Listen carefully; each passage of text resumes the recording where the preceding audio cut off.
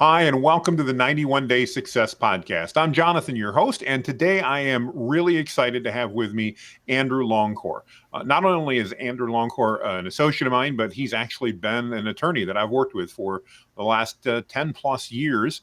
And we met, I'll never forget, we met a bit surreptitiously through a recommendation. And then that evening, I was at a networking event. And I walk into a hotel for the event, and Andrew opens the door for me and says, "You don't know who I am, do you?" And I'm like, "No, I have no idea." He goes, "I'm your attorney." I'm like, "Oh, cool, nice to meet you." So anyway, it's been a great and long relationship, and Andrew has really made some amazing changes in his professional career and adjustments. And I just thought it'd be great to chat with him and get an attorney's perspective, as well as have him share with us about his new M&A company and what's going on there. So before I spill all the beans, Andrew, tell everybody just a little bit about yourself, who you are, and let's start there, I guess. Right. And I guess before I jump in, I have to say, Jonathan, I shouldn't be surprised, but you have a great radio voice. It was something I hadn't realized until I had actually listened to the podcast. And then I was like, my gosh, he's like a late night radio DJ or a hostage negotiator with that silky smooth. And I've got the face to go along with it. Right. So, yeah, I mean, without going too far down into the road of the details of my life story, went to law school, came out and joined a firm. Very quickly realized that I didn't agree with all the ways that a lot of firms practice law, particularly when it comes to being able to serve small and medium-sized companies. And so that's when I really broke out really early on in my career to start my own firm, the Business Law Group, which is still going strong, and really developed into that corporate counsel, and that led into kind of the transaction side, business transactions, mergers, acquisitions, strategic partnerships, joint ventures. And so we got really heavy into that. In 2017 is when my partner joined me, just because he brought in the financial aspect, which is in a lot of those transactions is important, whether there's investors involved, or we're going out and taking on even like some complex loan and those types of vehicles. It requires that expert eye on it. And so, yeah, like I said, that's the legal side. The thing that I ran into, though, over time is we were doing so many transactions and seeing so many different types of deals that you started getting a lot of questions about just non-legal things, like how do you source these deals? Where do how do you negotiate these deals? How do you fund the deal? All these things, and even right down to, the end of it, like integration into it. And so because of that, it just out of demand, pure demand, right? that it developed into I need to have a consulting practice because, again, it just didn't fit with the legal side. And so if I was to kind of put or define myself, I would say I'm a mergers and acquisitions advisor, a growth advisor to small businesses. And that's really whether it is on the legal side or the business consulting side. It's the full gambit, soup to nuts, that we can help with. Well, I know, again, from having worked with you for a number of years, it certainly makes sense to me. I'll never forget a meeting, and I'm going to go back in history just a little bit. But as you know, I founded Valor Circle back in 2010, and then my wife joined the team, and you actually helped us out with that acquisition because I technically sold the business to her. She said, if I'm going to be involved, one of us has got to be in charge, and it ain't going to be you. So I lost, and you helped us with that transaction, which I greatly appreciate. But I'll never forget one of the discussions you had with both of us early on, after we'd proven that Valor Circle had a model that worked, was, okay, guys, you've proven the model that works. What's the next step? What's your long-term goal? Where do you guys want to be 5 and 10 years down the road? And I remember that was one of the things I really appreciated about having you as an advisor, was that, in fact, you were I was so happy at that point. Hey, we're just actually making money. This is cool. This is actually working. And you're like, okay, that's great. Now you've done that, but now start thinking about other things. So your progression makes a lot of sense to me, and that you'd get more involved in that because, again, you were providing some of those services, even just as an advisor to us at that point in time. But talk to me, if you will, a little bit as we do that. what are some of the mistakes that you see business owners make? I think there's a lot of business owners that, we get into business maybe because it's a job or we just don't work well for other people. That's me. How then we go, hey, this is working. It might be nice to sell someday.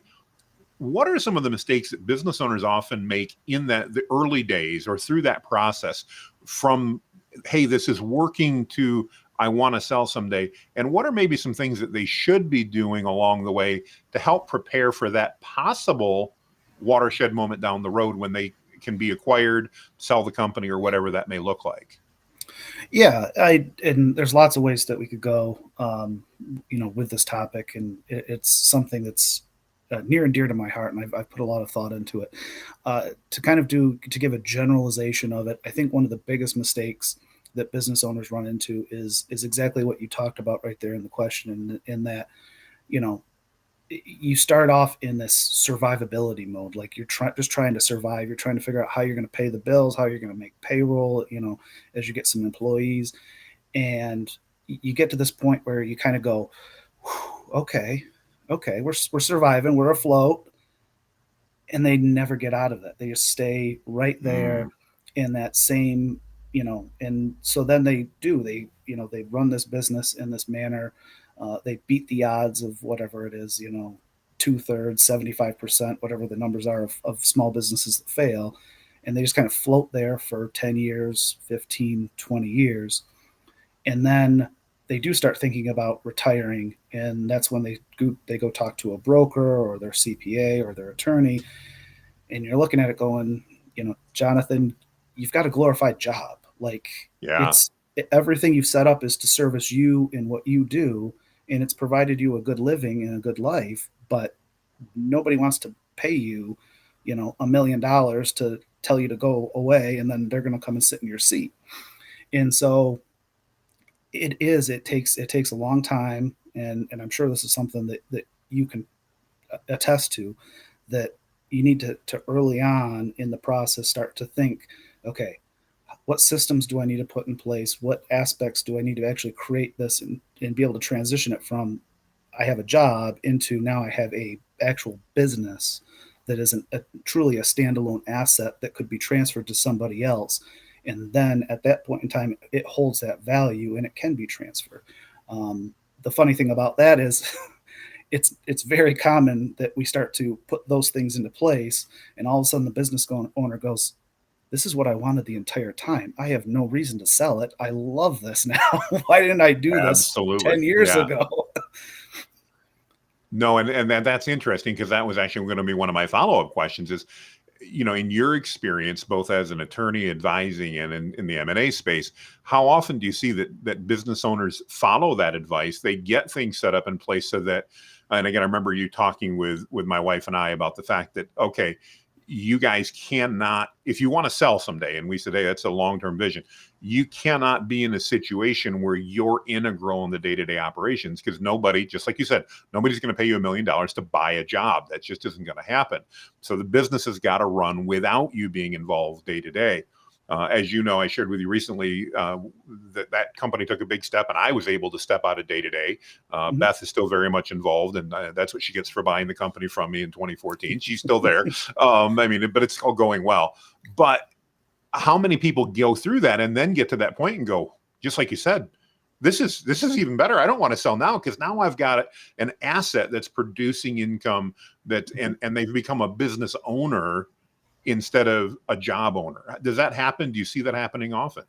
Yeah, no, I think that's because, you look at some of the common reasons why people, do go out on their own and start their own job. It's, a lot of the time it has to do with they want that freedom. Either they want to control what they're doing, or they don't want to, like you said, in your case, I don't work well with somebody as my boss. So, I needed to have that freedom to be able to be my own boss. Not that that's entirely true, because as you find out, you all of a sudden have a lot of bosses. Exactly. You do many more. Yes. Right. And so, there's those things, and then there's, they see, everybody thinks that the guy who owns the business is making, all this money, and in reality you're the last one to get paid. So there's these things you run into, and as you build as into this asset, and you start to put things into place where you do have, consistent and reliable marketing and sales systems that are in place that bring those customers in, and you've got, the delivery systems on what you're delivering your product or service in, and then you've got a management team. Suddenly you're realizing, oh, I do have freedom. I am able to work, Michael Gerber says in the E-Myth, you're able to work on the business more. And like I like to say, you're able to work above the business more and be able to look at it more from a strategic standpoint. You're doing things that all of a sudden you're like, this is fun. And Hmm. it's much more rewarding because, again, I do have the freedom. I do have the control. I'm not the one doing the work. And it does, like I said, and really it's funny that to think about because, you know, in my role in the mergers and acquisition space, I get to look at, probably over my career, thousands of different businesses and being able to lift up the hood and look and see, pull back that curtain and look at those. And it's at this point in time, it's not surprising, Hmm. but the number of businesses that you're like, holy crap, from the outside, you looked really good. But now that I'm looking behind the scenes, like you don't have the essential elements in place, and your one event, which we saw with the pandemic and the shutdown of the economy, Absolutely. a lot of cracks in a lot of small businesses that got really exposed, and so yeah, that's like I said, the probably as I've again, I have no data to back this up, but I would estimate that 10% of the businesses out there are the ones that actually have, actually a really solid asset, and are not just some form of job or, again, missing one of those essential elements that we look for when we're investing and acquiring businesses. Well, that makes a lot of sense. I know you either wrote, because I know you write a ton of stuff that gets posted that I see, and I either read this or you may have talked to me about it. But you talked at one point about how a lot of business owners mistake that maintenance mode that but for growth. And can you share with me, as an advisor, what are some of the things that you recommend business owners look at in order to actually achieve growth and not just essentially glorified maintenance? Hmm. Yeah. So in there's two forms of growth that we look at. There's what we'd consider kind of the organic growth, which is really what you get from that sales and marketing standpoint. That's going out and getting one Hmm. customer, two customers at a time.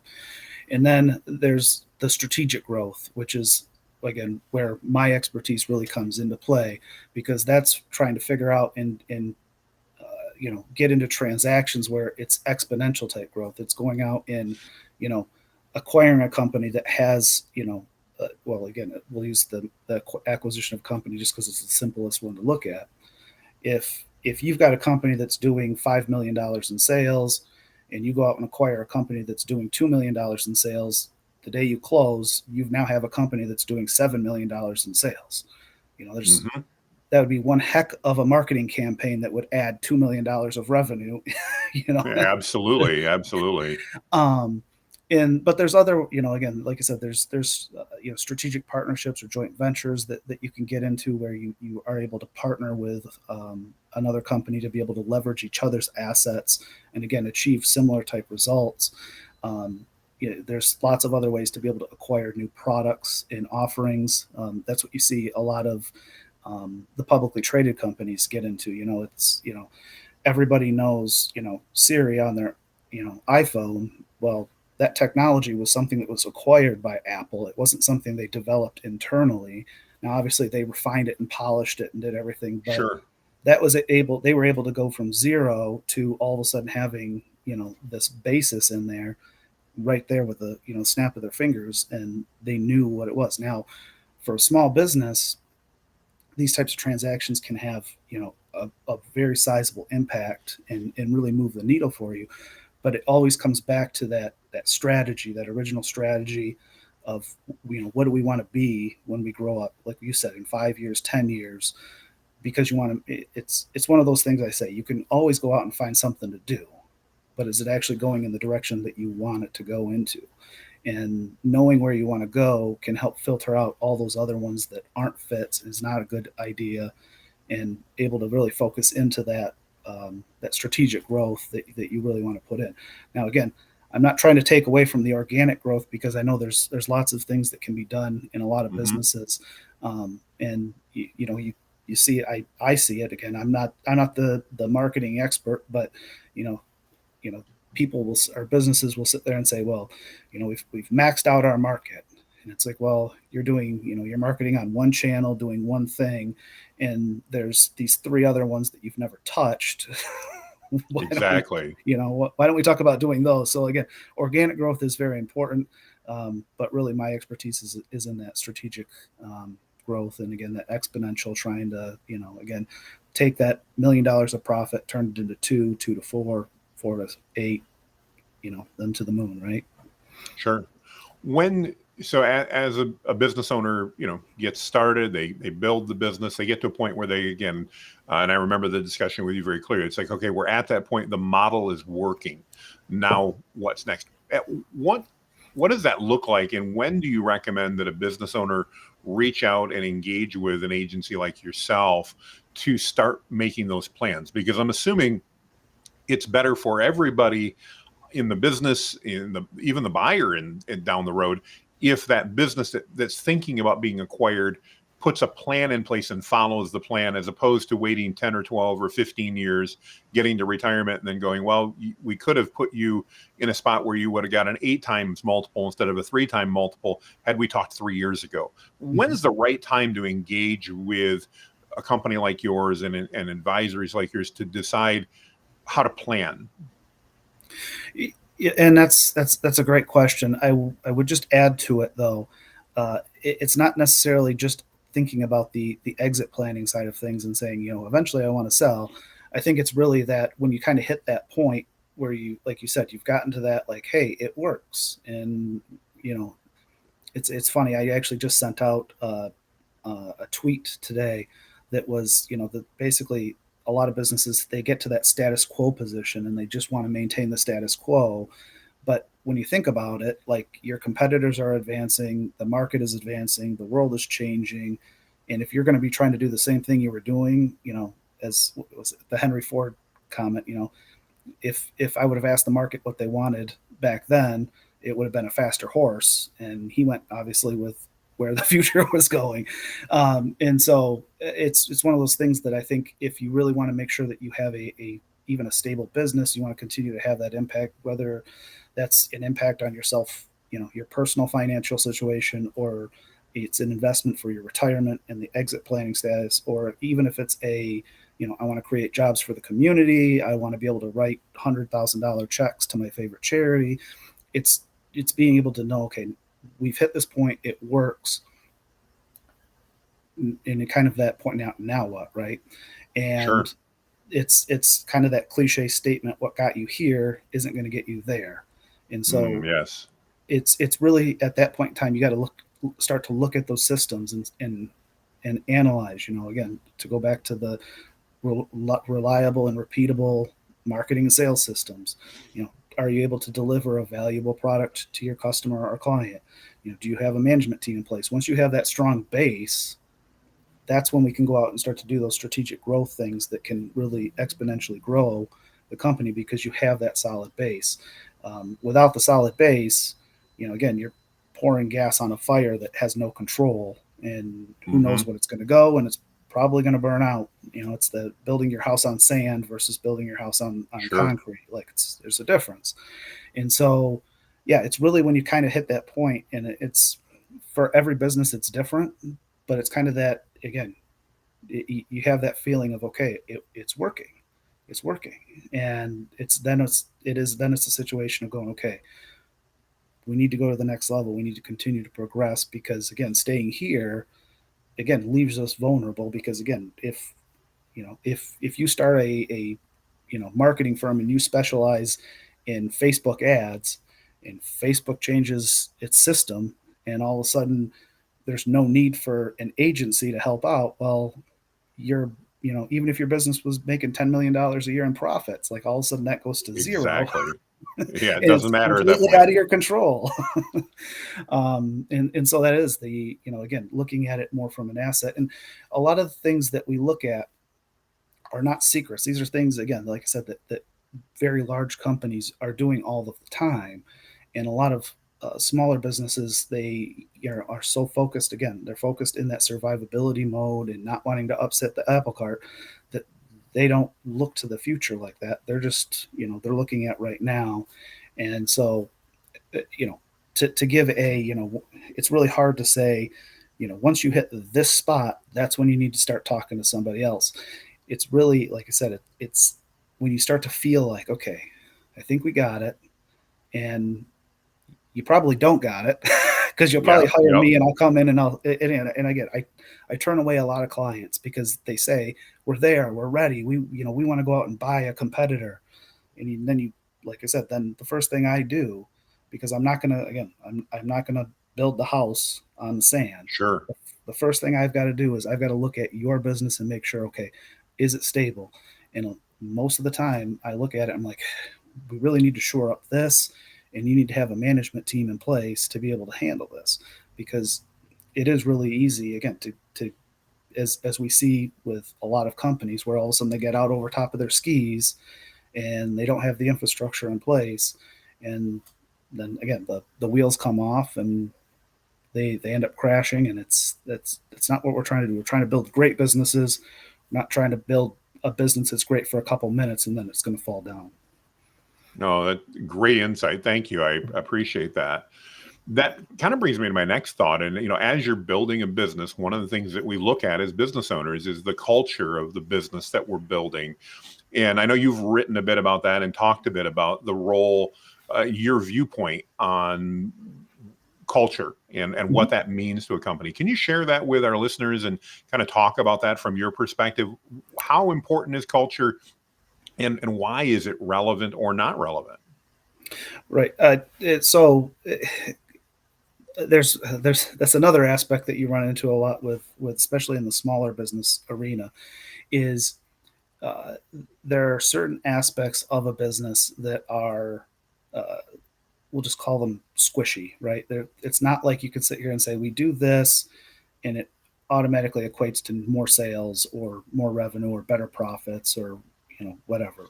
And culture is one of those things that I think a lot of business owners overlook, and they don't sit there and see that as, this is an important part of our business. And but at the same time, if you are not the one controlling it, it's going to build itself. You're going to have some type of culture internally, in how you operate, what standards people hold themselves to, even right down to the type of talent you hire and are able to retain. It comes down to that. I mean, if you you know you see it in sports a lot, right? Good players want to play with other good players, Hmm. and so it's one of those things that if this isn't something you're looking at, again, you're going to have something. And so, are you going to have a bunch of C players that are okay with a C, you know a C average, Hmm. in the Yeah. culture? And so, and it's funny because I actually just had I've got a coaching client that we're post acquisition. We're about a year into the integration process, and this was a conversation that I had with him as he's trying to hire his first, eventually, COO of his Hmm. company. Yep. And it was really getting somebody who aligns with that culture. And that was one of the issues that he had early on, was he found somebody who on paper looked great and fantastic, and he put him in there, and it was like, well, I'm not a fit.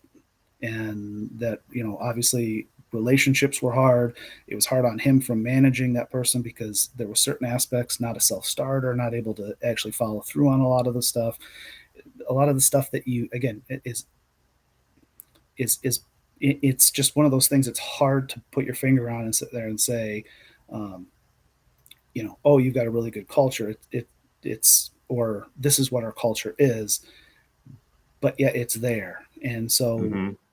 what I've found, at least, is for a really good business, not only is management really aware of what that culture is, but they use that as an asset for making sure, again, everything is aligned, from, again, into those marketing, into the people that you have, into your leadership style. And that's it. Really, again, it's to use the Gino Wickman EOS traction. Absolutely. It's one of those, you get the right butts in the right seats. Well, who are the right butts? Correct. And you can know what the seats are, but who's going to actually align? And so even things like, having part of the interview process be more social in nature. Is this person, way out in left field and always going to be, kind of standoffish, or are they actually going to get along and be invested in the business and the success of the business? And so those things are important in making sure, again, that you have a highly effective and efficient team. As you talk about that, it makes me think about mission and vision. And it strikes me that, in building a culture, and I know that's something that, I've had experience in a couple different companies. But as I think back, the first company that I had the opportunity to serve on management with and go through that, they really struggled with the culture because they didn't have, well, I don't want to say they didn't have a strong vision. They had a strong vision, but the vision was really all about making money. And so they were willing to do pretty much anything as long as it achieved that vision.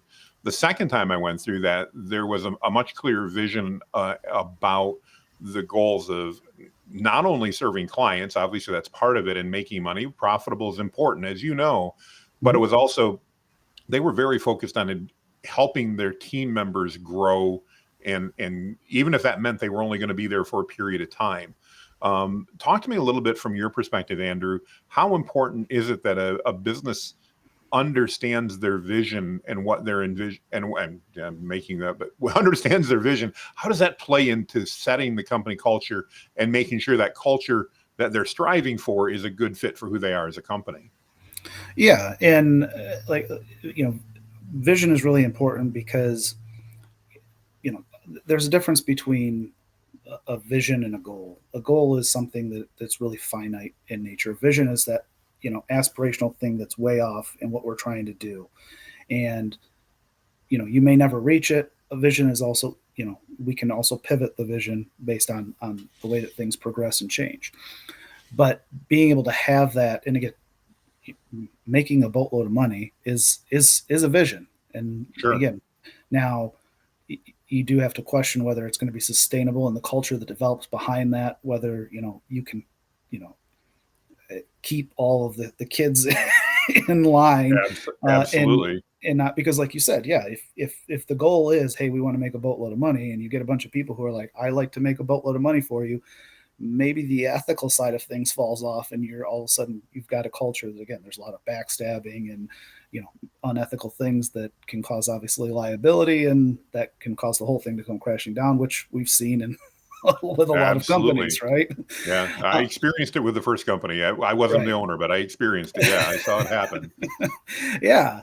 And so, again, having that, in a vision is this, again, it's big, it's aspirational, whether you ever actually get there or not, it's not. But at the same time, you've got a destination on the map.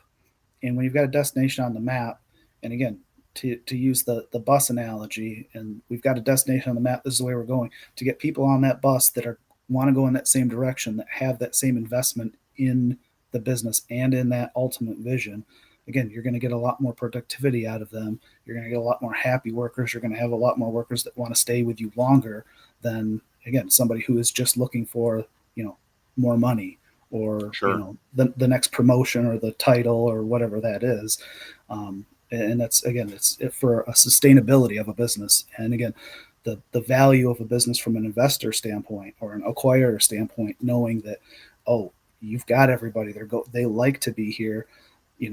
Their biggest concern is that I'm going to come in and I'm going to change that culture. And from my perspective, I don't want it. That's one of the things is my own investment. I'm like, I don't want to change anything. You guys are doing great.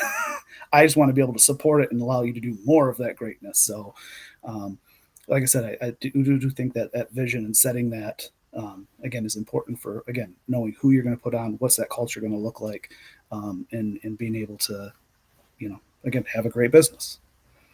You bring up an interesting point there, and a business, an owner spends a lot of time building a great culture, and maybe they get to that moment where they're ready to be acquired and cash out whatever's happening in their life. They decide that's what they want.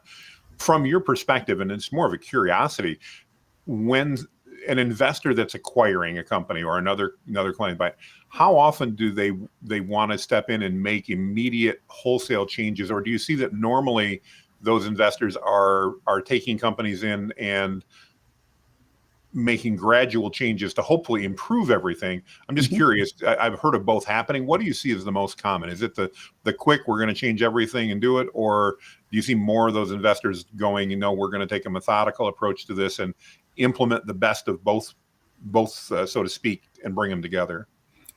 Yeah, and that's a great question too. Um, and it's one of those aspects that it can get overlooked when you are ready to sell, is the choice of who you're selling to, because different investors have different investment theses and have Mm-hmm. different um, you know different models of their own that they're going to operate. You might get um, you can get somebody like you said that is going, well, I've got my own systems, I've got my own processes, I've got my own operators, and I'm going to put those in there. If it's some type of a bolt-on acquisition model, Mm-hmm. you know we're going to buy you and we're going to quickly integrate you into our systems, our payroll, our everything. You're going to follow us because we're the best. Mm-hmm. And then you do have the other end of the spectrum of people who are going to be, I don't want to change a thing. This is, you guys are doing great. What we're doing, and again, this is near and dear to my heart because you guys have built a great business. What I want to be able to do is, again, like I said, expand upon that greatness and be able to, through different methods, to be able to grow it, to be able to have an even bigger impact, and take that greatness, nationwide or expand upon it. And then you do have those in the middle that are like, okay, well, there's these changes, but we have to do it very gradually. Um, my personal advice to anybody who's just does an acquisition is at least 90 days. Don't do anything. Like use that first Makes 90 sense. days to really assess, because there's only so much information you can get on the acquisition side during due diligence. Mm-hmm. Even if you have extensive time with that seller and being able to talk with them, it's different when you're actually there and you're actually able to witness and see how all the employees interact and how the systems actually work, and go through that. Um, and so then, like I said, to be able to then take that and assess and say, okay, now what are really those priorities of changes? What are the biggest impacts that we can make that are, actually going to change things? But there's always a chance for pushback because um, I had a client that did an acquisition, and they were doing payroll through paper payroll. And again, this was just within 2 years. So everything was Wow. papered, which meant that somebody had to physically go through and add everything up and input it into the computer. And so payroll was a big thing. Like, it was a big event. And again, after his 90 days of letting that go, that was one of the first things he did was, okay, we're switching to digital. It's integrated right into the payroll system, which means somebody just needs to go through and check and make sure that everybody clocked in and clocked out. And once that's done, it's like, okay, send it off to payroll, and checks are run. It cut out 8 to 16 hours of one person's Wow. time, because they just switched off of that. But out of their, they probably had about a little short of 50 employees. They still had two people that complained because, well, it's different.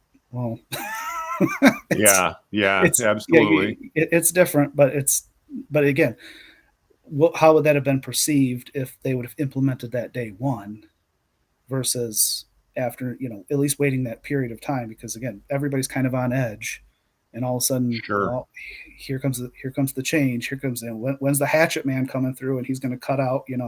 We don't need you. We don't need you. We don't need. It's like I said, people get scared.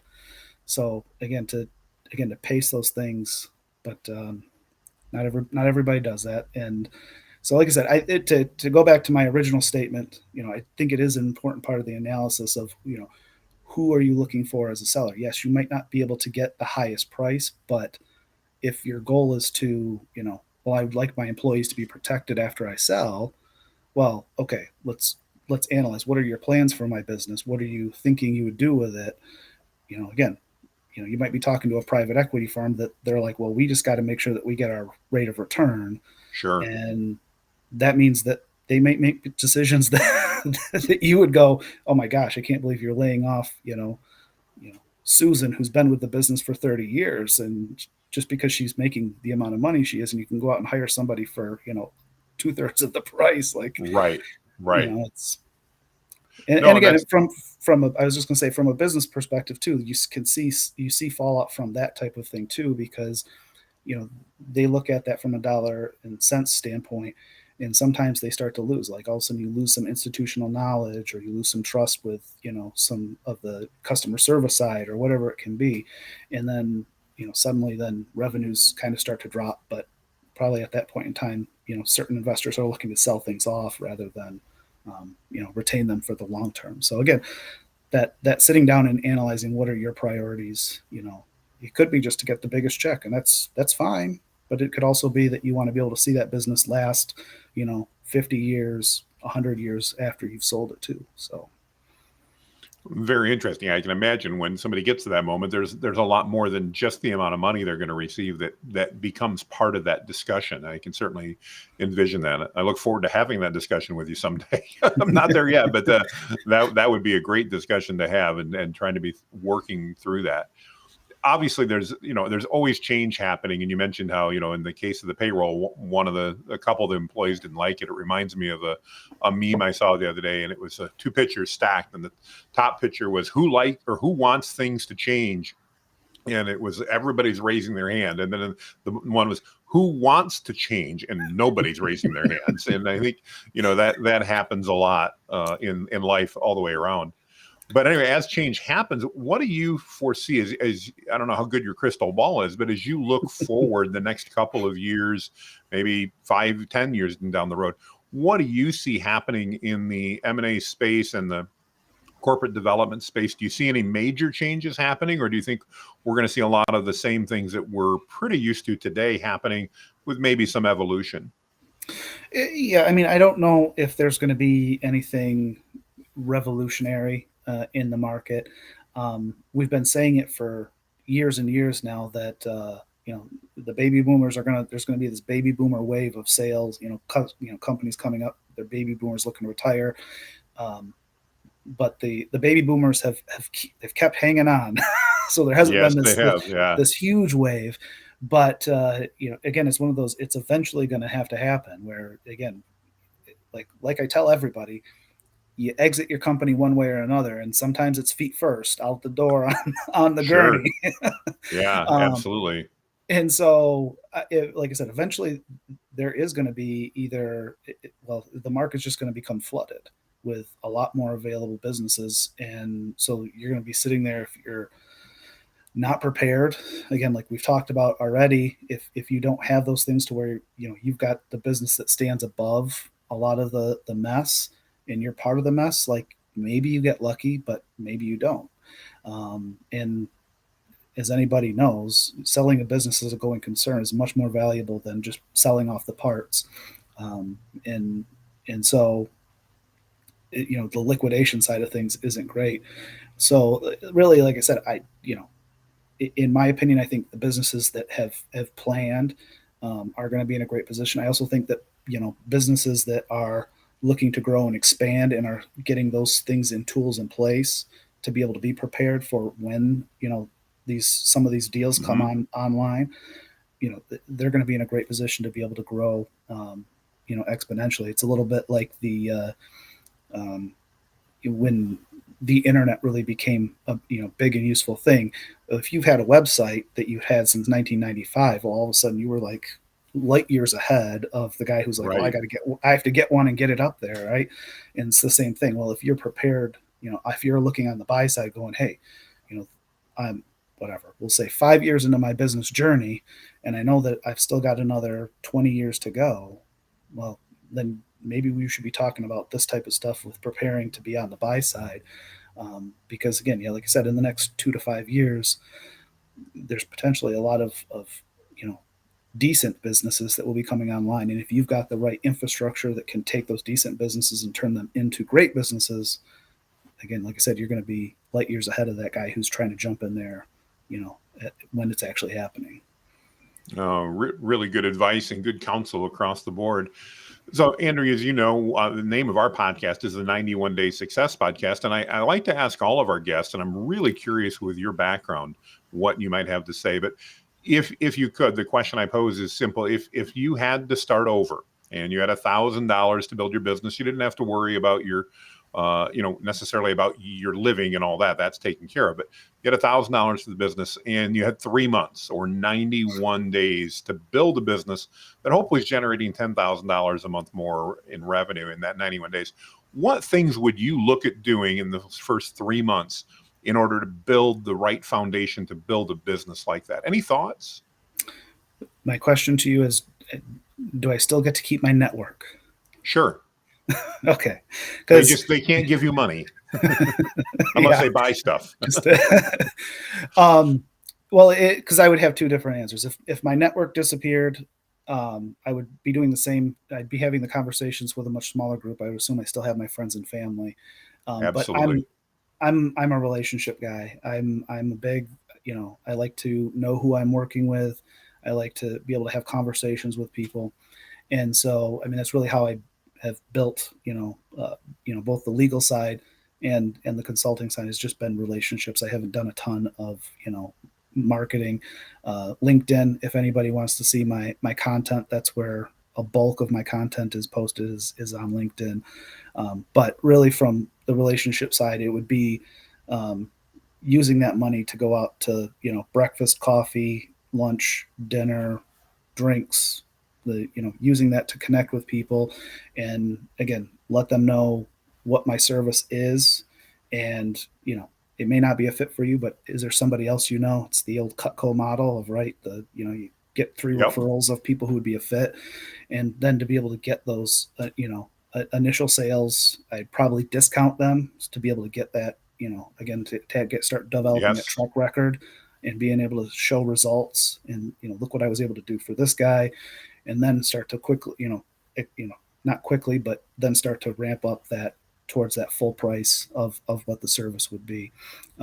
If I didn't have my network, it would be using some of that $1,000 to join a community or a group that would have some folks that I would be able to connect with and network with, and do the same type of thing as, let them know what I'm doing, what value I can add, and whether it's a fit for them, or, is there somebody else that they think it would be a great fit for. Awesome advice. And I think really practical nowadays, especially is, leveraging that network, reaching out. I know since I've left Valor Circle and started my new agency, it's exactly what I've been doing. It's been reaching out to people I know and saying, hey, here's who I'm looking for. Do you know anybody? And it's been amazing along the way. Is that network has been incredibly valuable because, as you point out, you have that trust, you have that relationship, and it's a lot easier for people to go, oh yeah, I'll introduce you because I trust you. I know who you are. So great Right. advice. Yeah. Great Yeah. advice. Yeah, I So, think it is one of those things that I think that gets overlooked a lot, and whether it is because people are scared they're going to get rejected, or it, mhm, but at the same time, people naturally, I think, want to help, and so yeah, whether they are a good fit for what you need, or they know somebody, like you said, especially if they trust you, it's a wonderful thing to be able to do. well, as we've got listeners that are listening either in their car, maybe they're watching the video. It's lots of different places the podcast's available. But Andrew, if they want to reach out to you and chat with you and find out more about maybe how you might be able to help them in their journey, what's the best way for them to reach out to you, Andrew? Yeah, I mean, like I mentioned, LinkedIn is a great way to connect with me. Just Andrew Longcore is my handle on there. Not complex. The other way would be just to email me. It's andrew@cecilsterling.com, and be happy to chat. I love having conversations with business owners, seeing where they're at. And like I said, I mean, sometimes there's a fit, sometimes not, but always happy to help a business owner, especially on their journey to being great. Awesome. Well, and from a personal testimonial perspective, like I said, I've worked with Andrew for, I believe, about a decade now, and thankfully, I haven't needed to call him often, but I will say when I have had to, Andrew has been the exact thing you'd want in an advisor and counsel to help out with things. Whether that was, a sticky termination that had to happen with an employee that I remember very vividly, and Andrew took care of it. Well, I got to stand there and smile. Or if it was in doing that planning that we're talking about now and figuring out what do you want out of this business down the road? What's it look like? What are your goals and objectives? And let's face it, that's why a lot of us get into business at first. It's because we want to do our thing, and what better to have somebody help us make a plan to achieve that. So, Andrew, thank you so much for joining us today. I'm grateful. I know you're busy. You've got lots going on. Thank you again. And if you're listening with us today, we want to thank you. We value you as an audience, and we just want to thank you. Have a great day, and reach out to Andrew if you're thinking about maybe what that next step might be for your business. So make it a great day, everybody.